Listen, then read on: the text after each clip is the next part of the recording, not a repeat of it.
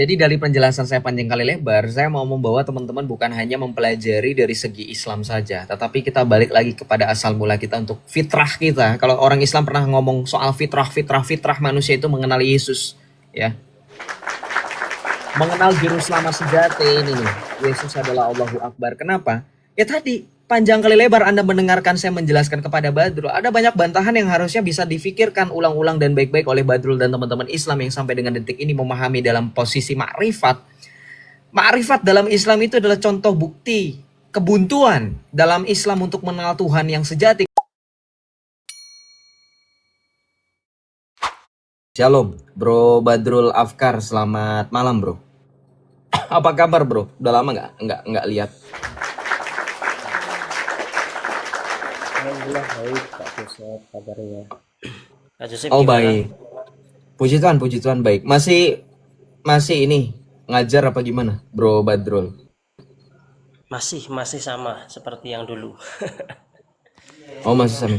Di mana sih, Badrul? Kalau saya boleh tahu, saya lupa. Di daerah Palembang atau Lampung ya? Lampung, Jambi. daerah Lampung. Lupa. Oh, Lampung ya, Lampung. benar. Lampung.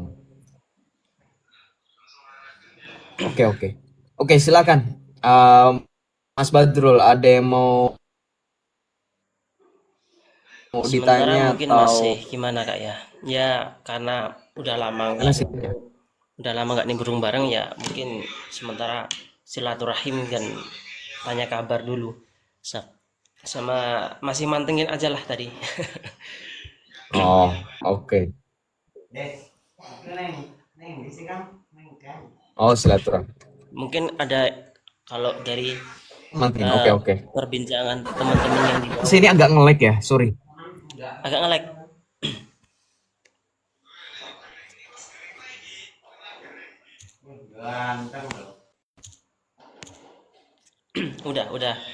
Udah bagus belum?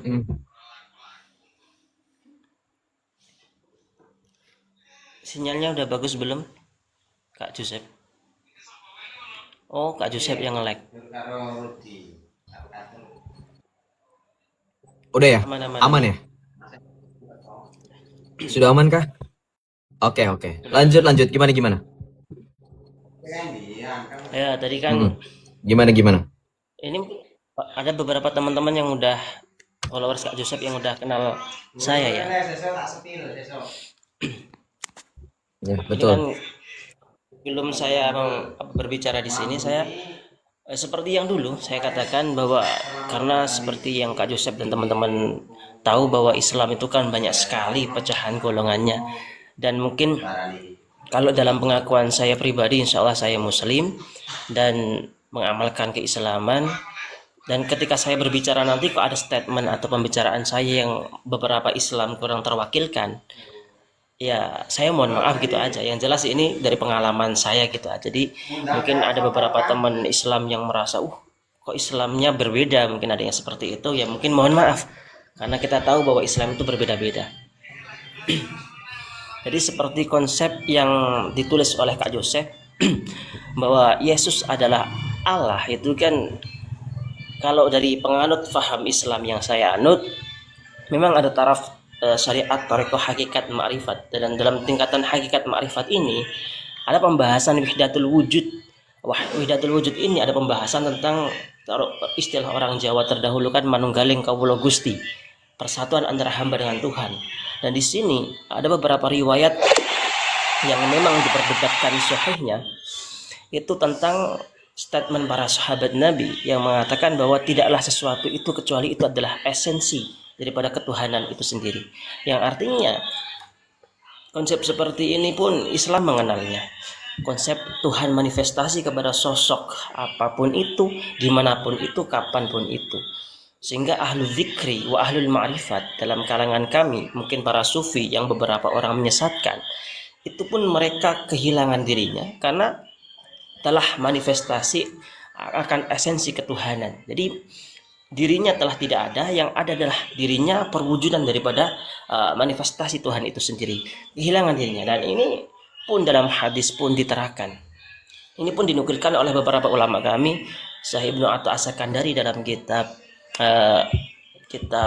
itu namanya kitab tauhid, namanya kalau nggak salah Sarhul Hikam. Nah, beliau mengatakan salah satu sahabat Nabi yang meriwayatkan hadis masyhur, banyak sekali hadis yang diriwayatkan oleh beliau, yaitu eh, namanya Syekh Bukhari, Imam Bukhari ya. Beliau mengatakan khadtu an Rasulillah jarrabaini min ilmi. Saya mengambil dua wadah ilmu dari Rasulullah. Jadi ada dua jenis ilmu dari Rasulullah. Al-awwal basastuhu ilan nas. Yang pertama, aku gelar ilmu itu di hadapan para manusia. Jadi ilmu yang awal itu seperti ilmu yang umumnya orang muslim ketahui, seperti tentang syarat beribadah, rukun beribadah, bermuamalah dengan sesama manusia, jual beli, dan banyak secara fikih. Mungkin Kak Joseph paham fikih itu apa. Terus wal akhar yang kedua adalah wal akhar lau basastu laqattu an nafsi hadzal hulkum. Yang kedua, ketika kalau sampai aku gelar di hadapan para manusia, kalau sampai aku riwayatkan, aku ceritakan, maka mereka akan memenggal kepalaku, yang intinya akan menganggap aku musyrik, akan menganggap aku sesat. Nah, yang berarti dalam konsep Islam pun ada konsep seperti itu. Mungkin kalau dalam pemahaman muslim memang dilarang untuk bahasa keimanan ya, membenarkan iman dari agama yang lain. Jadi seperti kayak saya membenarkan konsep trinitas, itu kan dilarang. Tapi memang diakui ada konsep manifestasi yang bahasanya bukan trinitas, tapi seperti Tuhan itu manifestasi, berwujud sebagai sosok. Itu bukan seperti, tapi itu bukan Tuhan, tapi itu Tuhan, gimana itu namanya. Nah, ini dibahas dalam pesantren nanti di taraf syariat hakikat marifat tadi. Di konsep ini kalau Islam mungkin Kak Joseph bisa menerangkan lebih gamblang lagi lah. Ini mungkin sedikit dari saya pribadi. Bulat ya Kak ya. Enggak, kalau bagi saya enggak. Bagi teman-teman yang oten yang dari lahir mungkin bulat ya. Nggak apa-apa. Oke, saya mute dulu bentar ya Badrul ya. Soalnya agak backsoundnya agak sedikit kurang ini ya. Kurang sunyi gitu. Jadi kalau saya sih memperhatikan, mendengarkan. Teman-teman juga boleh memperhatikan, mendengarkan. Boleh enggak, karena ya balik lagi ya. Kita punya etika, kita punya adab, sopan santun yang kita sudah paham lah masing-masing ya. Kita tunjukkan sebagai pengikut Kristus. Badrul sudah naik bertanya dengan baik ya, kita juga harus mampu jawab juga dan mampu mampu menanggapi dan merespon dengan cara yang baik. Nah begini, yang saya dari tadi pahami dari apa yang Badrul sampaikan adalah bahwa saya mengapresiasi sebegitu luar biasanya teman-teman Islam termasuk Badrul dan mungkin beberapa ulama yang tadi dikutip melalui kitab-kitabnya oleh Badrul untuk mengenal dan untuk berusaha memahami manifestasi Tuhan, ya, bahwa Tuhan memanifestasikan dirinya. Tapi yang harus Badrul pahami bahwa di dalam konsep kekristenan manifestasi Tuhan, atau kalau kita bilang secara zohir ya bahasa Islamnya dalam surah Al-Hadid ayat 3, bahwa satu-satunya yang zohir yang betul-betul nyata, wujud nyata dari Tuhan itu adalah Yesus Kristus. Karena begini, penggenapan akan Yesus itu tidak pernah jauh dari perjanjian lama. Dalam perjanjian lama Allah berulang kali berbicara dengan nabi-nabi dalam perjanjian lama dan bangsa Israel pada saat itu, sehingga tercatat dalam perjanjian lama dalam Torah mereka bahwa Allah itu akan datang untuk menebus mereka. Maka ketika penggenapan itu terjadi, Yesus itu lahir dan datang di hadapan mereka semua. Orang-orang yang memahami itu langsung paham. Dan mereka langsung mendapatkan sinyal Tuhan yang sudah Tuhan kirimkan sekian lama kepada mereka selama beribu-ribu tahun. Sehingga ketika berbicara tentang manifestasi Tuhan ini tidak bisa disandingkan dengan apapun. Karena begini, contoh dalam perjanjian lama di dalam 1 Tawarikh ya. Dalam 1 Tawarikh 17 ayat 20 di situ dikatakan, ya Tuhan tidak ada yang seperti engkau dan tidak ada Allah selain engkau. Menurut semua yang kami dengar dengan telinga kami. Jadi menurut bangsa Israel pada saat itu, tidak ada Allah yang sama seperti engkau dan tidak ada yang seperti engkau. Nah ini konsep yang sebenarnya mirip dalam surah Asy-Syura ayat 11. Laisa kamislihi syai'un wa huwas samiul basir.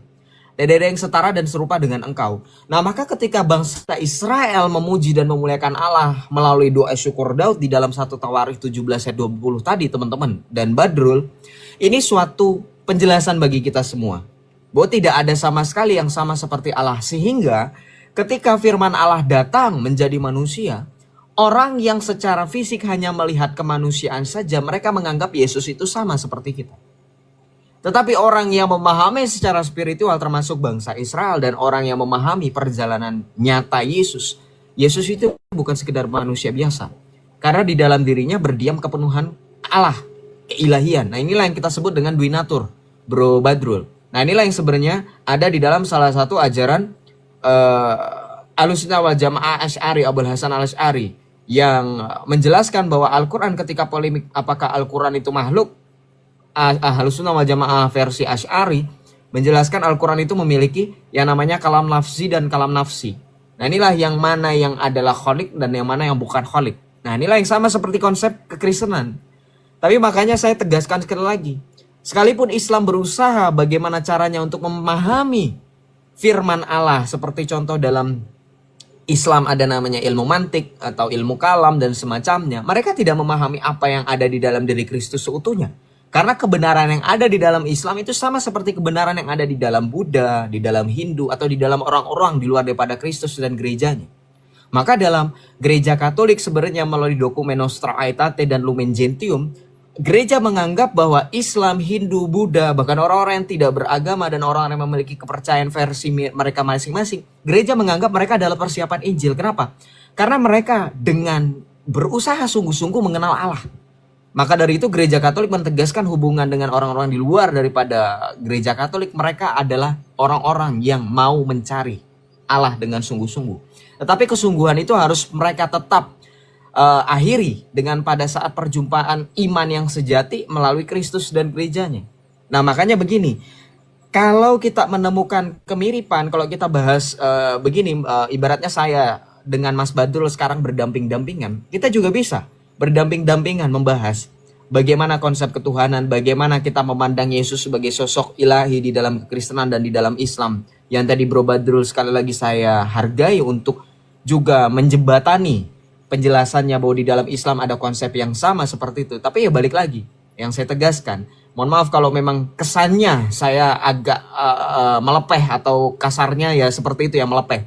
Karena begini, di dalam konsep teologi, di dalam konsep kristologi lebih spesifik, kita tidak mengenal pengejuantahan Tuhan itu selain daripada Kristus sendiri.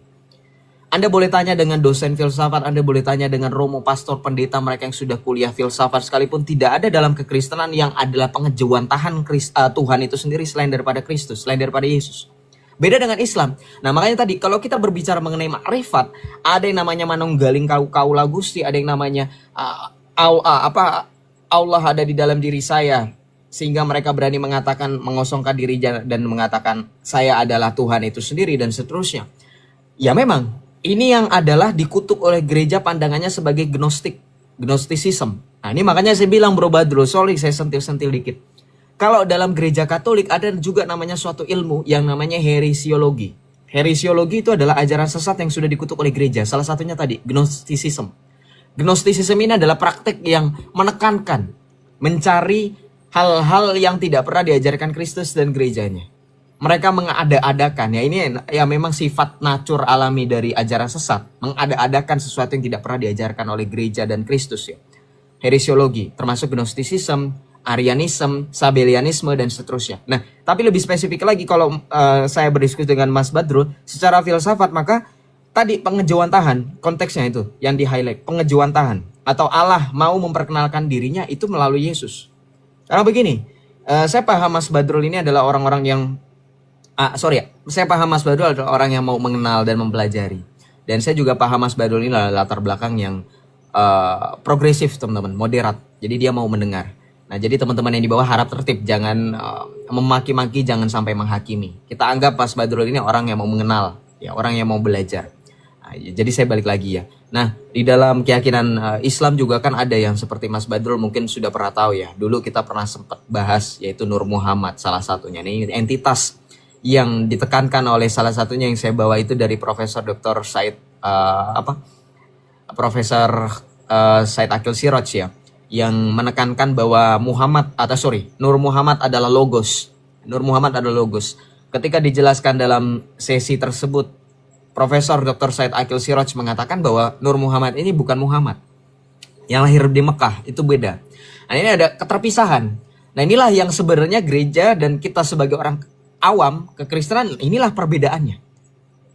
Yesus sebagai logos itu tidak terpisah dengan pribadi ilahi dan pribadi manusianya. Nah, ini kalau Mas Badrul mau belajar heresiologi, inilah yang dimaksud dengan Nestorius, membedakan pribadi Yesus yang adalah Allah dan pribadi Yesus yang adalah manusia. Itu yang diajarkan oleh Nur Muhammad, teman-teman. Nestorian, memisahkan pribadinya Allah dan pribadi manusia. Ya, sama seperti Nur Muhammad. Nur Muhammad yang adalah hologos, yang sudah ada sebelum segala sesuatu ada. Penyebab dari segala sesuatu ada, tetapi bukan Muhammad yang lahir di Mekah. Ini adalah suatu perbedaan yang juga diajarkan oleh ajaran sesat Nestorian. Nah, ini makanya saya sebenarnya agak, kalau kita bahasnya, saya selalu melihat orang, Mas Badrul ya. Saya disclaimer dulu teman-teman ya. Sorry kalau kepanjangan. Saya kalau orang ketemu sama Mas Badrul ini yang sudah paham dengan ilmu tingkat tingginya Islam, saya bahasnya seperti ini. Bahasanya mungkin agak lebih detail dan mendalam. Tapi kalau saya ketemunya modelan kayak Nandar, Riva, Zuma, dan sejenisnya, ya don't expect too much lah. Saya menyesuaikan, karena takutnya itu orang nanti ngangak-ngongo. Joseph ngomong apa itu Nestorian, apa itu Nur Muhammad, apa itu Logos. Nah, jadi karena saya ketemunya Badrul, saya mendetail gitu loh. Jadi seperti itu. Nah, balik lagi, terakhir ya Mas Badrul. Kalau kita perhatikan sekali lagi, ada banyak ajaran-ajaran Islam yang sebenarnya itu, sekali lagi, betul-betul mengutip apa yang sudah dikutuk oleh gereja. Tadi kan kita bahas dari sisi Gnosticism, Nestorian, dan juga ada beberapa ajaran seperti contoh, ajaran yang percaya bahwa sekarang, sampai dengan detik ini Mas Badrul juga mungkin nanti boleh membahas sedikit ya. Ketika saya membahas tentang kehidupan setelah kematian, kalau di kami itu, kita berbicara tentang kehidupan setelah kematian, teman-teman kan boleh buka Ibrani 9 ayat 27. Di dalam Ibrani 9 ayat 27, di dalam Alkitab dikatakan apa? Manusia ditetapkan hanya mati sekali saja, setelah itu langsung dihakimi. Jadi kalau dalam ajaran gereja Katolik kita punya namanya private judgment, ya, particular judgment. Ada namanya penghakiman pribadi dan penghakiman umum. Nah, dalam ajaran gereja Katolik teman-teman, surga itu tidak kosong. Makanya kita percaya dengan persekutuan para kudus. Itu yang diajari gereja sejak semula. Jadi jangan teman-teman menganggap bahwa Yesus itu karena dia belum datang untuk kedua kalinya, jadi belum ada apapun di surga. Ini kepercayaan saya memang seperti Islam. Ya, mereka percaya bahwa sampai dengan detik ini jiwa-jiwa itu ada di alam barzah. Nah, itu yang tidak boleh dipahami oleh orang Kristen. Manapun, mau itu Katolik, Protestan, atau bahkan Ortodoks. Karena gereja mula-mula itu menganggap tidak ada yang namanya surga kosong. Setelah Yesus turun ke alam penantian, dia pada hari ketiga bangkit, di alam penantian itulah tingkap-tingkap surga terbuka. Nah, makanya kalau dalam ajaran Islam itu ada yang seperti itu, Mas. Makanya di Islam itu kan ada tahlilan, ya kan, ada 7 hari, ada 40 hari, ada 100 hari, ada 1000 hari. Itu adalah bagian dari ajaran Katolik, Mas. Tahlilan itu bagian Katolik. Kenapa? Kita ada Miseriquim. Sekarang gini, kalau seandainya kita mendoakan jiwa-jiwa, Islam saja sekarang menganggap jiwa-jiwa itu di alam barzah. Alam barzah itu alam apa? Sementara di Islam ada namanya surga dan neraka. Tidak mengenal api penyucian. Saya selalu berpikir, jangan-jangan alam barzah ini adalah versi purgatori Islam yang light. Paham nggak, Mas Badrul dan teman-teman? Jadi di dalam ajaran gereja Katolik ada yang purgatori. Tempat di mana jiwa-jiwa yang benar, mereka yang dalam rahmat persatuan dengan Allah baptisan, tetapi masih ada dosa-dosa yang harus dimurnikan, mereka menanti dengan sabar di purgatori.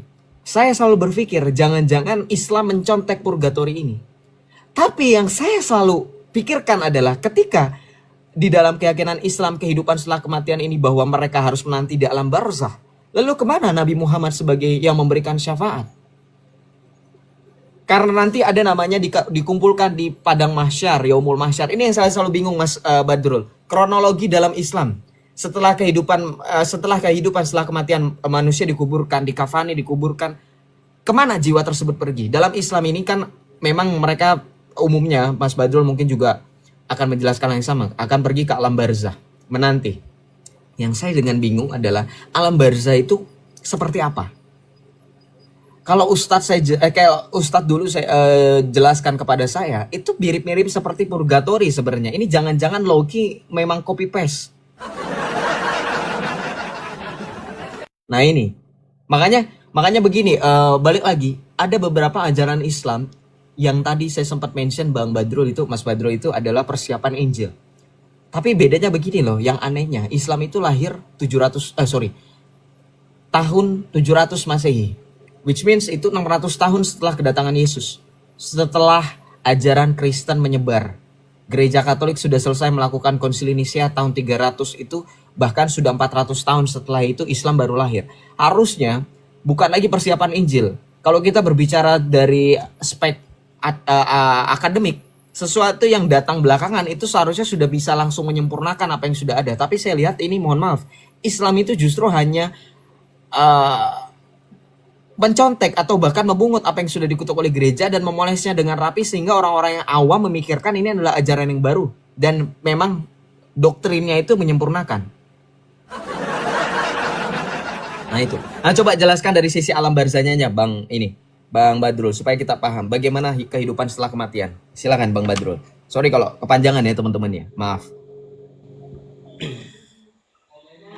Ya, jadi kembali lagi bagi teman-teman muslim yang mungkin ada di bawah, jawaban ini mohon maaf kalau kurang mewakili antum-antum semua. Jadi kalau alam barzah versi saya pribadi, dari beberapa guru keterangan saya juga, saya mengutip dari beberapa kitab yang mungkin pernah saya kaji juga, itu adalah bahasa lainnya kan alam arwah. Jadi kalau mungkin kita membahas seperti Syekh Jalaluddin Rumi, bahwa fase kehidupan manusia kan ada berfase-fase, yaitu mungkin lauhul mahfud, terus ada alam kandungan, alam dunia, lanjut ketika sudah mati maka alam arwah itu sendiri. Dan alam arwah dalam keterangan yang saya anut itu dimana seseorang telah mati meninggalkan daging dan jasad, itu merdekalah arwah itu sendiri. Dan ini ada beberapa versi alam arwah, yaitu barzah yang raudhatam min riyadil jinan, dan ada juga barzah yang hufratam min hufarin niron, yaitu barzah alam arwah yang menjadi surga, taman dari taman surga atau jurang dari jurang neraka. Ini menurut beberapa versi ulama kami tergantung amal ibadah atau kebaikan daripada orang yang hidup itu sendiri. Ketika orang tersebut menjalankan ajaran yang baik, mengamalkan kebaikan, simpelnya sebagaimana rahmatan lil alamin, rahmat untuk semesta alam, baik kepada siapapun. Mungkin dalam teman-teman kami yang Nasrani adalah cinta kasih, seperti itu, menebarkan kasih. Nah, seperti itulah. Maka ketika dia meninggalkan daging, wafat, daging ditinggalkan, arwah akan keluar, maka dia akan dimasukkan dalam kategori barzah yang raudhatam min riyadil jinan, taman dari taman surga. Jadi walaupun belum masuk surga, tapi sudah bisa dikatakan kayak kamar yang fasilitasnya itu luar biasa, tapi itu belum dikatakan surga. Begitu juga sebaliknya yang mungkin amalnya buruk, yang mungkin amalnya itu bisa dikatakan melenceng daripada agama, aturan, bahkan sampai merugikan orang lain, zalim kepada yang lain, maka tentunya masuk barzah yang hufratam min hufarin niran, jurang daripada jurang neraka. Jadi ya, walaupun belum masuk neraka tapi sudah merasakan beberapa fasilitas siksaan yang memang itu di luar siksaan neraka. Mungkin seperti itu gambarannya. Terus tadi sedikit ini kan jawaban daripada pertanyaan Kak Joseph, barzah versi saya pribadi. Mungkin seperti itu. Terus saya akan memperjelas lagi atau memerinci lagi tentang tadi pembahasan di awal ketika saya menceritakan tentang tahap syariat, thariqah, hakikat, ma'rifat. Nah, di sini dalam tahap syariat hakikat ma'rifat, Islam itu akan meyakini bahwa agama itu hakikatnya adalah jembatan, perantara untuk seseorang mengenal usul, bahasa kita usul, mengenal kepada Tuhan, sang kausa prima, sang alfa omega, awal wal akhir, zahir wal batin. Itu Tuhan, sang daya paling utama. Siapakah itu? Jadi agama cuma alat. Sehingga dalam tingkatan mungkin bisa dikatakan ma'rifat ini, ada beberapa ulama seperti kita kenal Jalaluddin Rumi yang terkenal, sudahlah kita ambil Jalaluddin yang terkenal. bahwa beliau dalam beberapa syairnya mengatakan meninggalkan Arabnya, meninggalkan Islamnya, aku bukan Islam, aku bukan Yahudi, aku bukan Nasrani. Aku hanyalah sosok hamba yang sudah ingin mengenal Tuhan. Artinya jubah identitas akan hilang.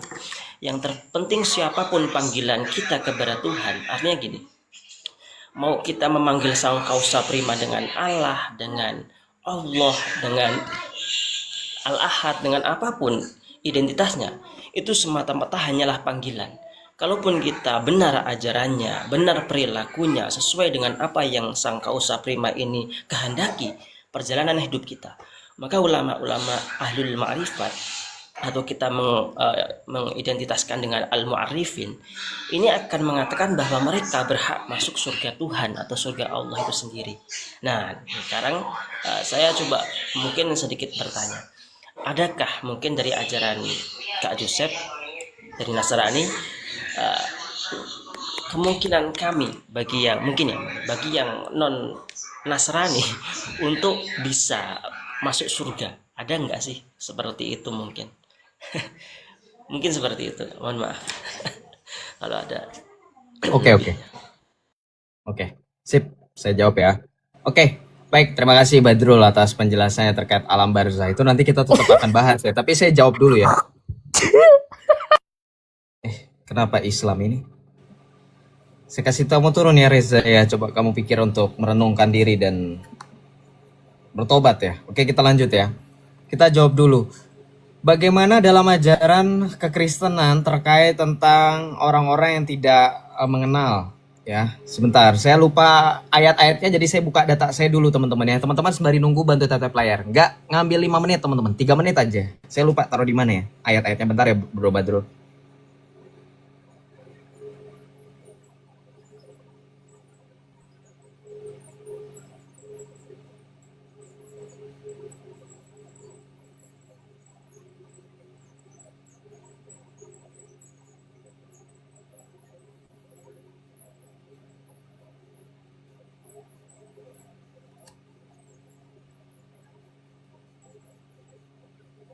Oke, saya jelaskan ya. Karena kamu tanyanya sama orang Katolik, saya jelaskan secara kronologis urut ya. Saya mulai dari Alkitab dulu teman-teman. Harap perhatikan, mohon bantu sambil tap layar dan jangan lupa absen-absen love orange ya. Oke, kita lanjut ya. Pertanyaannya saya ulang. Bagaimana nasib orang-orang yang tidak mengenal Kristus, bukan orang Kristen ya? Mereka yang adalah Islam, Buddha, mereka adalah Islam, Buddha, bahkan teman-teman Protestan sendiri yang di luar dari gereja Katolik juga ateis bahkan ya, sekalipun bahkan orang-orang yang tidak mengenal Tuhan secara betul-betul bukan karena kesalahan sendiri. Gitu ya. Kita pertama melihat dari dasar ayat Alkitab. Yohanes 14 ayat 6, Tuhan Yesus katakan apa? Akulah jalan dan kebenaran dan hidup, tidak seorang pun yang datang kepada Bapa kalau tidak melalui aku. Yohanes 14 ayat 6. Kisah Para Rasul 4 ayat 12. Dan keselamatan tidak ada di dalam siapapun juga selain di dalam Dia. Kisah Para Rasul 4 ayat 12. Jadi clear, Yesus adalah satu-satunya sumber keselamatan. Kalau kita berangkat dari gereja Katolik, Anda kalau melihat bagaimana contoh Paus Leo ke-13 itu mengatakan bahwa keselamatan hanya di dalam Yesus dan di dalam gereja Katolik. Kenapa? Ya itu tadi, ayat Alkitabnya jelas. Tapi perhatikan begini, kalau keselamatan hanya ada di dalam Yesus Kristus, bagaimana dengan bangsa-bangsa dan orang-orang yang tadi disebutkan oleh Bro Badrul? Mereka yang tidak mengenal Yesus, mereka yang bukan dibaptis, mereka yang adalah betul-betul tidak berada dalam persekutuan dengan orang-orang percaya kepada Kristus, bagaimana? Pertama, dalam Alkitab juga ada ayatnya Bro Badrul. Dalam 1 Timotius 2 ayat 3 sampai dengan 4 dijelaskan. Sebab inilah yang berkenan di hadapan Allah Tuhan Juru Selamat kita. Di ayat keempatnya dijelaskan, yang menghendaki supaya setiap orang diselamatkan dan memperoleh pengetahuan akan kebenaran. Jadi kalau dalam kami, Bro Badrul, Allah itu menghendaki orang itu diselamatkan dan memperoleh pengetahuan akan kebenaran. Sangat amat keliru orang Kristen, perhatikan teman-teman ya, saya bukannya mau menghakimi, ini menjadi pembelajaran buat kita bersama. Kalau Anda tadi dengarkan saya baca 1 Timotius 2 ayat 3 sampai dengan 4, di situ tertulis apa? Allah menghendaki supaya setiap orang diselamatkan, betul ya? Semuanya tanpa terkecuali Allah selamatkan. Jadi kenapa saya tadi bilang sekeliru? Ada banyak orang-orang Kristen mengutip ayat yang tertulis jelas-jelas Yesus berkata, bukan kamu yang memilih aku tetapi aku yang memilih kamu. Kalian jangan pikir Allah itu hanya pilih si Joseph, hanya pilih si ini, si Badrul nggak dipilih. Salah, keliru. Ayat itu tentang perutusan para rasul. Yang kamu maksud itu bukan kamu yang memilih aku, tapi aku yang memilih. Itu tentang perutusan para rasul. Tetapi tentang keselamatan, kamu baca 1 Timotius 2 ayat 3 sampai dengan 4. Itu yang dikehendaki Allah itu semua tanpa terkecuali. Nah, tapi kan pertanyaan lanjutannya begini. Kalau memang Allah, Tuhan, Juru Selamat menghendaki supaya setiap orang diselamatkan, terus kenapa masih ada Islam, masih ada Buddha, masih ada Hindu, masih ada ateis, masih ada kepercayaan lokal dan seterusnya, mereka yang bukan Kristen? Kenapa? Ya itu tadi, kehendak bebas. Nah maka lebih jelas lagi bro, kalau kita buka di dalam Roma, surat Rasul Paulus kepada jemaat di Roma ini dijelaskan bro. Kalau bro mungkin ada pertanyaan lagi yang mungkin menjadi trigger, pemicu Bro Badrul atau teman-teman mungkin yang di bawah juga jadi bertanya. Kalau begitu bagaimana dengan mereka yang tidak mengenal hukum Taurat, mereka yang tidak pernah membaca Alkitab dan seterusnya? Kita baca dalam Roma 2 ayat 13 sampai dengan 14. Roma 2 ayat 13 sampai 14 kita baca. Sebab bukanlah orang yang mendengar hukum Taurat yang benar di hadapan Allah, tetapi orang yang melakukan hukum Tauratlah yang akan dibenarkan. Roma 2 ayat 13. Sebab bukanlah orang yang mendengar hukum Taurat yang benar di hadapan Allah, tetapi orang yang melakukan hukum Tauratlah yang akan dibenarkan. Ini sekaligus untuk membantah sola fide ya. Karena hanya iman saja itu tidak cukup. Rasul Paulus menekankan kalau cuma dengar hukum Taurat tidak benar. Tetapi orang yang melakukan, nah ini perbuatan. Iman disertai dengan perbuatan. Perbuatan melakukan hukum Taurat itulah yang dibenarkan. Nah kita lanjut ke ayat 14. Sebab, ini jawaban untuk pertanyaan Bro Badrul, lebih spesifik. Sebab apabila bangsa-bangsa lain yang tidak memiliki hukum Taurat oleh dorongan diri sendiri melakukan apa yang dituntut hukum Taurat, maka mereka menjadi hukum Taurat bagi diri mereka sendiri, walaupun mereka tidak memiliki hukum Taurat. Nah ini, kita dengarkan ya. Kalau ada orang bertanya, pertanyaan seperti Badrul, orang Kristen jangan bingung. Alkitab sudah menjawab, para rasul sudah menjawab, gereja sudah menjawab, Anda jangan bingung. Ini jawabannya. Ya, tolong dicatat, tolong disimak. Jadi di Roma tadi Bro Badrul, kalau Anda simak dan Anda dengarkan baik-baik, itu dituliskan bangsa-bangsa yang tidak memiliki hukum Taurat, mereka punya dorongan dari hati mereka untuk melakukan hukum Taurat. Apa itu hukum Taurat? Salah satunya 10 perintah Allah. Apa itu 10 perintah Allah? Jangan ada Allah selain daripadaku. Berusaha untuk mencari kebenaran Allah. Berusaha untuk genap hati bagaimana Allah yang benar dan sejati. Karena Yesus pun mengapresiasi. Yesus menghargai. Buktinya apa? Yesus berkata, tetapi carilah dahulu kerajaan Allah, maka segala sesuatunya akan ditambahkan kepadamu. Yesus menghargai mereka yang mau mencari Allah. Mereka yang mau mengusahakan untuk mencari di mana dan bagaimana Allah tersebut. Nah maka di Roma ini dipertegas ya, bahwa mereka menjadi hukum Taurat bagi diri mereka sendiri walaupun mereka tidak memiliki hukum Taurat. Nah ini dalam gereja Katolik diajarkan yang tadi saya sebutkan tadi Bro Badrul di awal. Orang-orang Islam, Hindu, Buddha yang mereka bukan karena kedegilan, bukan karena tegar tengkuk, mereka mau mengenal Allah yang sejati, itu dikatakan dalam Roma itu hukum Taurat itu jadi hati mereka itu akan menjadi hukum Taurat sendiri, hati nurani mereka. Kenapa? Di ayat 15 dilanjut. Dengan itu mereka menunjukkan bahwa isi hukum Taurat ada tertulis di dalam hati mereka, dan hati nurani mereka turut bersaksi dan pikiran mereka saling menuduh atau saling membela. Ayat 16. Hal itu akan tampak pada hari bila mana Allah melalui Kristus Yesus akan menghakimi segala sesuatu yang tersembunyi dalam hati manusia sesuai dengan Injil yang kuberitakan. Artinya apa? Paulus menekankan orang-orang yang bahkan tidak mengenal Kristus, tidak tahu hukum Taurat, tetapi dalam hati mereka punya kesungguhan untuk melakukan hukum Taurat. Kan hukum Taurat apa sih? 10 perintah Allah, jangan mencuri, jangan berzina. Anda melakukan tindakan moral etika yang sesuai dengan norma-norma, itu sudah hukum Taurat. Ketuhanan yang Maha Esa itu cerminan dari implikasi dari hukum Taurat. Betul nggak teman-teman? Hukum kasih itu hukum Taurat. Kasihilah Allahmu, kasihilah sesamamu manusia. Itu hukum Taurat. Sorry ya, saya sentil sedikit Al-Quran. Di dalam kepercayaan kami, tetap kebenaran hanya ada di dalam Kristus. Dan tetap pusatnya Kristus, Bro Badrul. Sekalipun mereka tidak mengenal Yesus. Tadi kan di ayat 16, Roma 2 ayat 16, teman-teman baca apa? Saya ulangi ya. Roma 2 ayat 16. Hal itu akan tampak pada hari bila mana Allah melalui Kristus Yesus akan menghakimi segala sesuatu yang tersembunyi dalam hati manusia. Ini kalau saya compare dengan Al-Quran, sorry itu saya Bro Badrul mungkin boleh buka Al-Baqarah ayat 62. Saking insecure-nya Allah tidak mampu menghakimi setiap manusia. Kenapa? Di Al-Baqarah ayat 62, satu-satunya ayat di dalam Al-Quran yang berani mengakui bahwa ternyata ada ilah lain yang mampu menghakimi daripada Allah Subhanahu wa Ta'ala sendiri yang diperkenalkan oleh Muhammad. Beda dengan Alkitab, bro.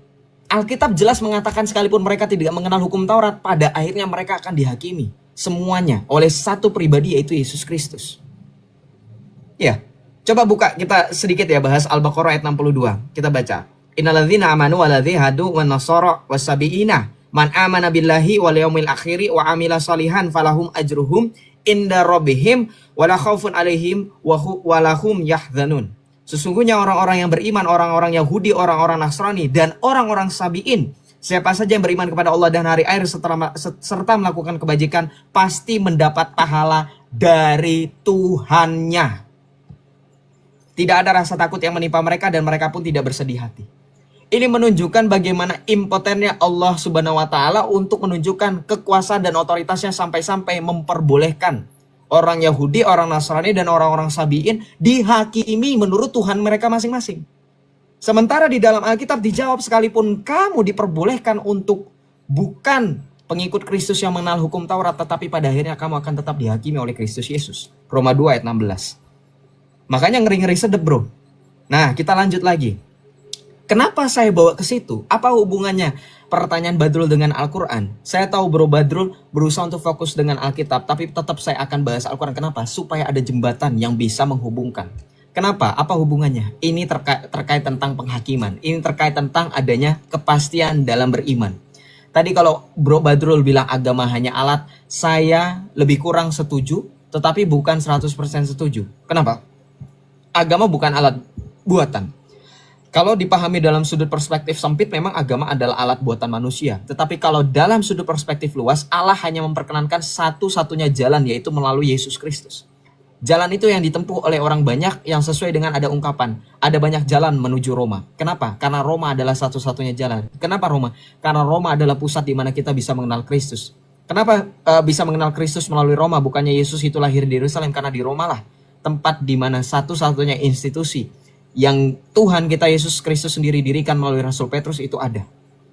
Makanya kalau dibilang secara sudut perspektif sempit, agama adalah alat buatan manusia, saya setuju. Tetapi kalau dalam perspektif luas, agama bukan hanya alat buatan manusia, tetapi bagaimana manusia mengenal Allah. Nah, bagaimana manusia mengenal Allah? Yaitu hanya melalui satu jalan, itu Yesus Kristus. Nah, kita kembali lagi mengenai tadi ajaran bagaimana bangsa-bangsa yang tidak mengenal. Tadi sudah dijawab dalam Roma 2 ayat 14 sampai dengan 16. Kalau kita lanjut ke dalam ajaran magisterium, ya Gereja Katolik, yang secara jelas melalui Konsili Vatikan kedua, khususnya mungkin dalam Lumen Gentium, prinsip utama dalam Gereja Katolik itu tegas dan jelas. Tidak pernah berubah, tidak pernah pelintat-pelintut. Artinya tetap konsisten.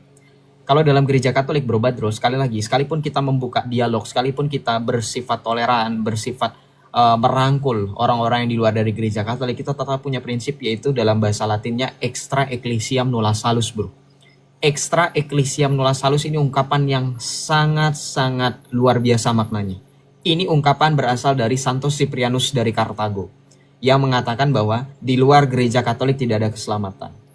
Orang-orang yang mendengar ungkapan ini, mereka akan langsung menganggap Gereja Katolik arogan. Tetapi pada saat Anda mengenali Yesus Kristus sendiri mengatakan, akulah jalan dan kebenaran dan hidup, tidak seorang pun yang sampai kepada Bapa kalau tidak melalui aku, itu bukan arogan. Kenapa? Karena Yesus dan Gereja Katolik itu satu. Efesus 1 ayat 22 sampai dengan 23. Nah, makanya kalau berbicara mengenai kebenaran dan keselamatan, tetap bro, kebenaran itu di dalam Yesus dan di dalam gerejanya. Nah, tetapi Gereja Katolik ini memahami secara mendalam, bukan sempit. Sekalipun tetap dalam extra ecclesiam nulla salus.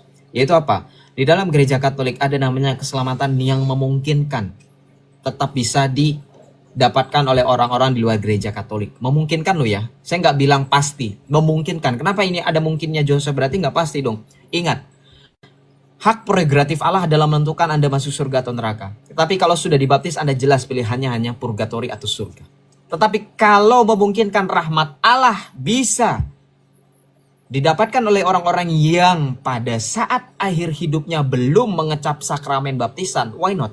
Itulah bukti tadi 1 Timotius 2 ayat 3 sampai dengan 4. Bahkan kalau saya boleh jujur, di gereja Katolik, dalam ajaran gereja Katolik pun jelas apa? Dikatakan, orang-orang Katolik pun belum tentu selamat seutuhnya. Kenapa? Karena kami bisa saja meninggalkan iman kami, tidak menghidupi dengan perbuatan. Gitu ya. Nah, maka balik lagi.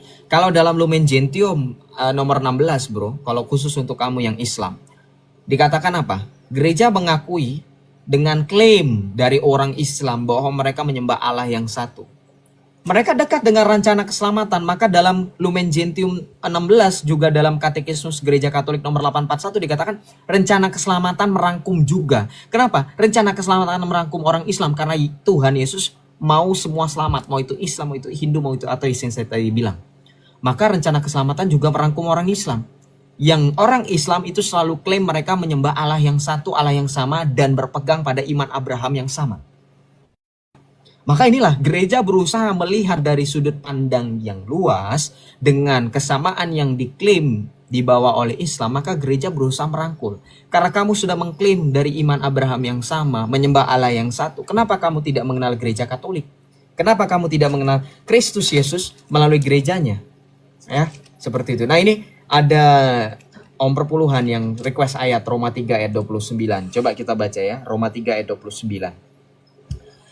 Kita baca dari ayat 26, ayat 28. Roma 3 ayat 28 sampai dengan 30. Sebab kami yakin bahwa manusia dibenarkan karena iman, bukan karena perbuatan-perbuatan menurut hukum Taurat. Atau apakah Allah hanya Allah orang Yahudi saja?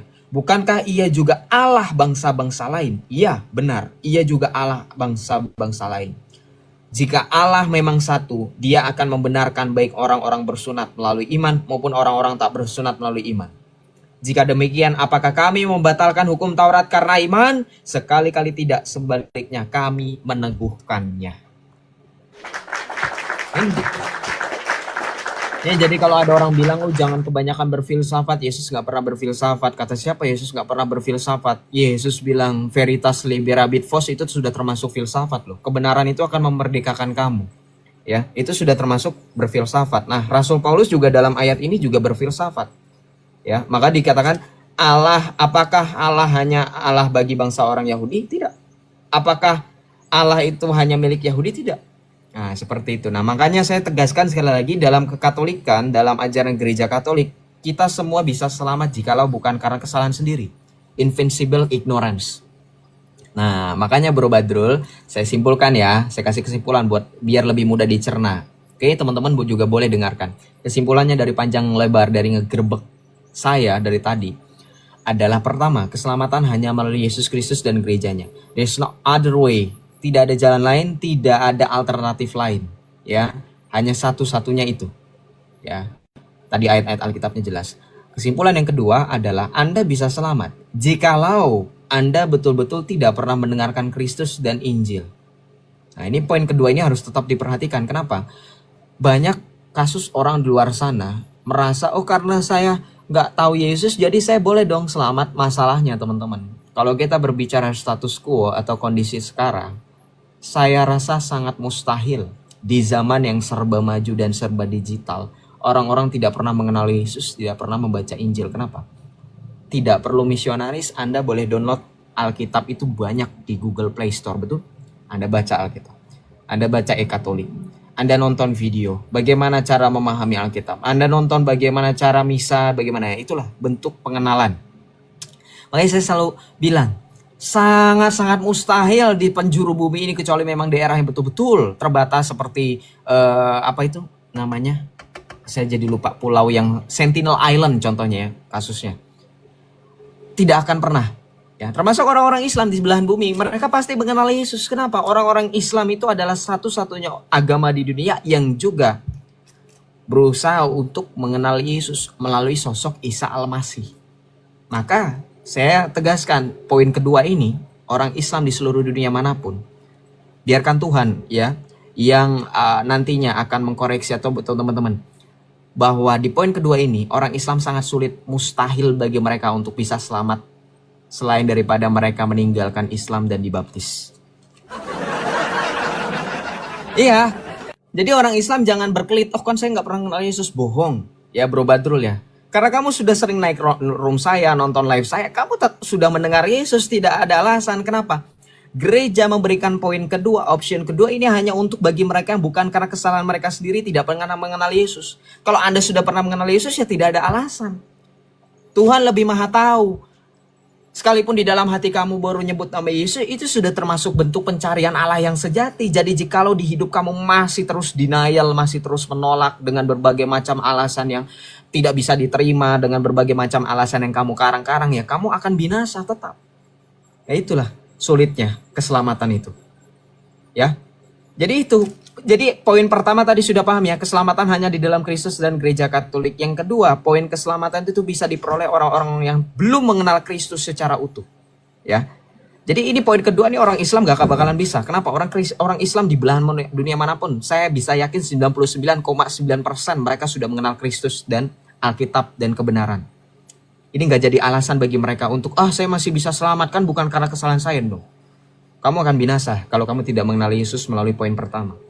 Yang ketiga, poinnya adalah tadi. Kehendak yang sejati oleh Allah yaitu adalah supaya semua orang diselamatkan. Jadi tetap poin yang kedua, kalau kamu merasa berputus asa, maka yakinlah inilah salah satu jawaban dari poin ketiga, bahwa memang itulah salah satu kehendak Allah. Kamu memang harus selamat karena kamu sudah terlanjur mendengar Yesus dengan kabar baiknya.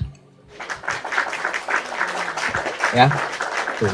Jadi zaman sekarang teman-teman ya, intinya dari pertanyaan Badrul adalah tidak ada alasan bagi orang-orang di luar sana yang masih mengharapkan keselamatan tapi nggak mau dibaptis. Ngerti nggak? Mereka hanya berlandaskan, kan saya sudah berbuat baik. Ya, tapi Tuhan juga menentukan dari iman disertai dengan perbuatan. Kamu jangan bawa-bawa Steve Jobs, Stephen Hawking, dan seterusnya. Iya memang mereka adalah orang ateis yang mungkin berderma. Tapi kamu lihat Stephen Hawking, masa iya orang yang canggih, yang punya teknologi di sekelilingnya tidak pernah mendengar Yesus? Tidak pernah ketemu orang yang berbicara tentang Yesus? Ya makanya itu. Di dalam 1 Samuel, Alkitab menjelaskan, manusia melihat rupa tetapi Tuhan melihat hati. Jadi jangan kamu ambil contoh si ateis yang berbuat hati terus kamu anggap bahwa Tuhan akan menyelamatkan. Belum tentu. Ya. Kamu sudah denial aja sudah pasti kamu tidak selamat. Ya itu contohnya. Ya, semoga paham. Ya kalau nggak jelas naik aja Heru Dinata, silakan naik. Ya gitu Badrul, semoga menjawab.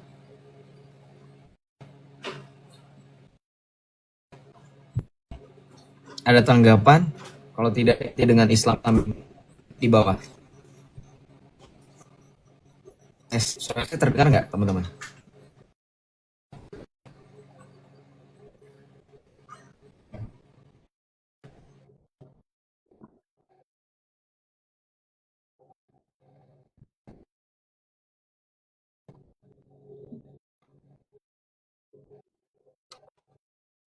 Betul, agak ngelekin. Ya terdengar.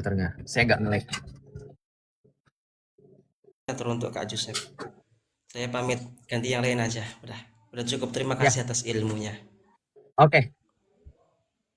Ya, terima kasih kembali. Tuhan Yesus berkati selalu. Salve Bro Badrul. Ya, selamat malam. Oke, kita lanjut ya. Jadi gini teman-teman Islam, kalau ada yang bilang saya nggak jelas, nggak nyambung dan seterusnya, ya naik lah. Buktikan kalau kalian itu betul-betul agama yang kafah dan lurus. Badrul aja berani naik. Jadi dari penjelasan saya panjang kali lebar, saya mau membawa teman-teman bukan hanya mempelajari dari segi Islam saja, tetapi kita balik lagi kepada asal mula kita untuk fitrah kita. Kalau orang Islam pernah ngomong soal fitrah manusia itu mengenal Yesus, ya. Mengenal juru selamat sejati ini nih. Yesus adalah Allahu Akbar. Kenapa? Ya tadi panjang kali lebar Anda mendengarkan saya menjelaskan kepada Badrul. Ada banyak bantahan yang harusnya bisa difikirkan ulang-ulang dan baik-baik oleh Badrul dan teman-teman Islam yang sampai dengan detik ini memahami dalam posisi ma'rifat. Ma'rifat dalam Islam itu adalah contoh bukti kebuntuan dalam Islam untuk mengenal Tuhan yang sejati. Kenapa? Saya bilang keras seperti ini meskipun Badrul baik dengan saya bukan berarti saya jahat ya, bukan ya. Tapi saya mau berbicara dalam sisi atau dari aspek teologi. dari aspek keimanan. Kenapa? Karena dalam Islam, makrifat atau bentuk pengenalan diri kepada Tuhan jangan sampai kalian ikuti. Kenapa? Itu adalah bentuk kebuntuan. Ya. Kenapa? Allah itu sudah memperkenalkan dirinya melalui Kristus Yesus. Sudah selesai. Sementara dalam makrifat, Anda harus mencari Allah. Makanya dalam kekristenan, satu-satunya agama di muka bumi yang bukan manusia yang mencari Allah, tetapi justru Allah yang mencari manusia. Hebat gak kira-kira? Makanya tadi saya agak sentuh sedikit. Kalau kamu bilang agama adalah alat buatan manusia dari perspektif sempit, betul. Tapi dari perspektif luas, agama itu adalah bentuk buatan manusia yang berputus asa karena tidak menemukan Tuhannya. Paham ya? Nah, bagaimana cara manusia menemukan Tuhannya? Tidak akan bisa. Nah, tapi bagaimana Tuhan bisa dikenal oleh manusia? Ya dengan cara memperkenalkan diri, yaitu dengan cara Allah yang mencari manusia, bukan manusia mencari Allah. Itu yang benar. Bagaimana Allah mencari manusia? Ya Allah datang dalam rupa, dalam wujud Yesus Kristus. Itu sudah jelas, itu sudah pasti. Ya. Makanya itu satu-satunya ajaran di muka bumi yang Allahnya mencari manusia, bukan manusia mencari Allah, itulah Kristen.